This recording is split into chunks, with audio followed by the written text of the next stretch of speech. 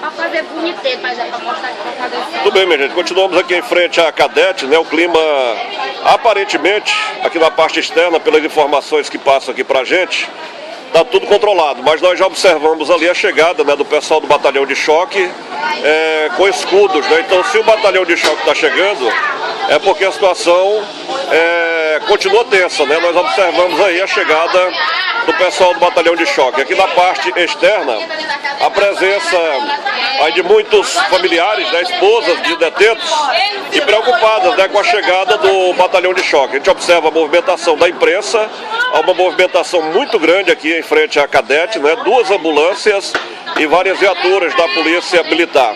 E a polícia, a imprensa, né, também toda atenta à movimentação aqui em frente à Cadete. A reportagem do blog do Gilberto Lima e da Rádio Capital, fazendo o registro aqui de toda a movimentação de mais esse motim, de mais esse início de rebelião. Pelas informações que foram passadas, o motivo desse motim seria exatamente a troca de diretor, né?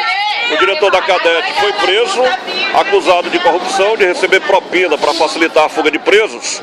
E com a troca do comando aqui da Cadete, os presos resolveram fazer esse motim, esse início de rebelião na manhã desta quarta-feira. E aqui a movimentação, né, muito grande, vários policiais e o batalhão de choque aqui, né, apostos para ação, né?